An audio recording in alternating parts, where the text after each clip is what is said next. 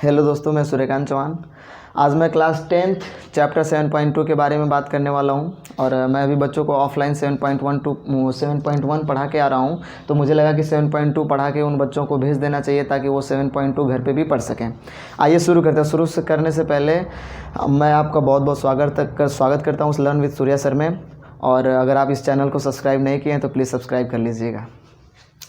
देखिए, लिखा है कि बिंदुओं 4, -1 और -2, -3 को जोड़ने वाले रेखाखंड को समत्रिभाजित करने वाले बिंदुओं के निर्देशांक ज्ञात कीजिए। देखिए लिखा क्या है, बिंदु 4 और -1, तो हम क्या लिखेंगे 4 और -1, राइट। यह एक पॉइंट हो गया, बात को समझिएगा। फिर क्या लिखा है, -2 और -3, हम मान लेते हैं यहाँ पे कोई बिंदु है -2 और -3। अब इन दोनों बिंदुओं को जोड़ने वाले अब इन दोनों बिंदुओं को हम क्या कर देते हैं, जोड़ देते हैं। जोड़ने वाले रेखाखंड को समत्रिभाजित करने वाले, समत्रिभाजित मतलब बराबर बराबर। ये अगर यहाँ से यहाँ तक की दूरी 1 है, अगर यहाँ से यहाँ तक की दूरी 1 है, तो यहाँ से यहाँ तक की दूरी 1 होनी चाहिए। अगर हम मान लेते हैं इसको A, इसको मान लेते हैं B, और समत्रिभाजित जहाँ जहाँ करें इसको मान लेते हैं P और इसको मान लेते हैं Q। समझ में आया। समत्रिभाजित मतलब एक रेखाखंड है जिनको बराबर बराबर 3 भागों में बांटना है। अगर मान लेते हैं यहाँ की दूरी 1 है, यहाँ की दूरी 1 है, यहाँ की दूरी 1 है, तो अगर हम इस P को माने कि अगर P का निर्देशांक x और y मान लेते हैं, तो अगर इसको यहाँ की दूरी 1 है तो यहाँ की दूरी ऑब्वियसली 2 हो जाएगी, इसकी डबल होगी या नहीं। अगर P हम माने AB जो है ना, वो P को 1:2 में विभाजित कर रहा है। जैसे अनुपात का मतलब क्या होता है, M1:M2, तो M1 का मान हो जाएगा 1 और M2 का मान हो जाएगा 2।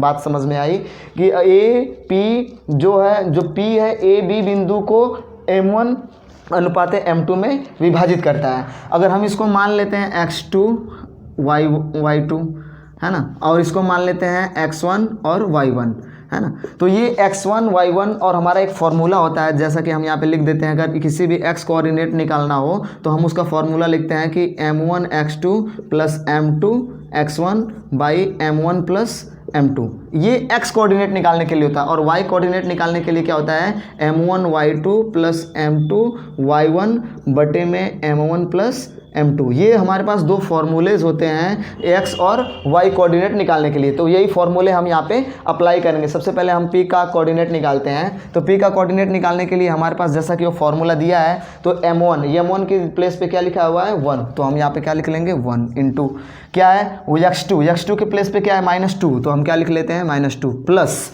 अब ये लिखा है m2 x1, तो m2 की जगह पे क्या है 2, यहाँ पे देखिए ना 2 इंटू x1 के प्लेस पे क्या है 4, तो हम यहाँ पे लिख लेते हैं 4 बटे में m1 + m2, तो m1 का मान 1 और वो m2 का मान 2 हो जाएगा ना। तो ये कितना हो जाएगा -2 + 8/3, ये हो जाता है आपका 6/3। अगर इसको कट करेंगे तो 3 2 जा 6, तो x का कोऑर्डिनेट कितना आ गया 2। x का कोऑर्डिनेट कितना आ गया 2। अब हम y का कोऑर्डिनेट निकालेंगे इस फॉर्मूले से। तो y इक्वल क्या होता है, यहाँ पे m1 y2, तो m1 का मान 1 है जैसा कि पहले से ही मालूम है, और y2 का मान कितना है -3, तो हम -3 का मल्टीप्लाई कर देते हैं, प्लस m2 y1, तो m2 की जगह पे क्या है हमारा 2 और y1 की जगह पे क्या है -1 डिवाइड बाई m1 + m2 है ना।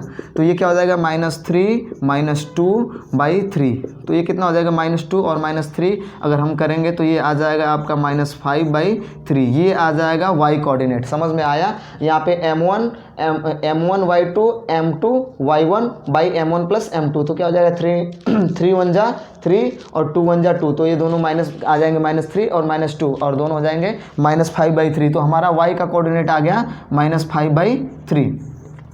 ये आ गया पहला कोऑर्डिनेट। ये आ गया P का कोऑर्डिनेट। अगर हम इसी तरह Q का निकालें तो Q निकालने के लिए हमको बड़ा आसान हो जाता है कि इनके बीच में एकदम सबसे बीच में क्या आ रहा है Q, और कुछ बच्चे क्या करते हैं कि फिर यहाँ पे क्या करते हैं, यहाँ पे मिटा करके इधर 1 लिख देते हैं और इधर का अनुपात 2 कर देते हैं। तो उससे क्या होता है कि फिर से वो यही फॉर्मूला अप्लाई कर देते हैं। लेकिन आपको इधर 1:2 फिर से अनुपात ऐसा नहीं करना है, या 2:1 ऐसा अनुपात नहीं करना है। आपको क्या करना है, इन दोनों के सबसे बीच में जो पॉइंट है उसका एक एक फॉर्मूला आता है, यहाँ पे मैं लिख देता हूँ, उसका एक फॉर्मूला आता है x बराबर x1 प्लस x2 बटे में 2 और y इक्वल क्या होता है y1 प्लस y2 बटे में 2। तो हम इस फॉर्मूले का उपयोग करके इस कोऑर्डिनेट का मान निकालेंगे। अगर इसका हम ले लेते हैं, अगर x2 और x1 xy हो गया तो हम मान लेते हैं इसको x3 और y3 और y3 का मान निकालते हैं इस तरीके से।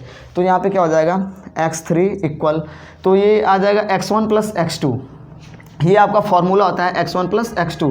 तो यहाँ पे क्या है हमारा x3 निकालना है, तो x1 प्लस x2, तो x1 हमारे पास क्या है 2 और x2 क्या है -2। तो हम क्या कर लेते हैं 2 और -2, है ना, ऐसे लिख देते हैं 2 प्लस -2, है ना। यहाँ पे देखिए x1 प्लस x2, तो x1 की जगह पे क्या है 2 और x2 की जगह पे क्या है -2 डिवाइड बाई, अब हम यहाँ पे लिखे हुए हैं 2, तो सिंपली हम 2 से डिवाइड कर देंगे तो क्या आ जाएगा, ये आपका आ जाएगा 0/2। अगर 0 में 2 से डिवाइड करेंगे तो 0, तो यहाँ पे क्या आ जाएगा x3 का मान यहाँ पे क्या आ जाएगा 0, है ना। अब इसी तरह y3 का करेंगे, तो y3 का करने के लिए हम क्या करेंगे, ये वाला फॉर्मूला लिखेंगे y1 प्लस y2, तो y1 की जगह पे क्या है -5/3 प्लस y2 की जगह पे क्या है -3।